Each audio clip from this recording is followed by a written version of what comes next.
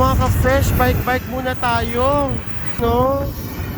Diyos ko, katabi natin yung trend.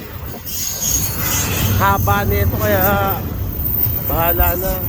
Chichura. Yan. So, ito po ang aking bike day ngayon. Mag-bike lang tayo.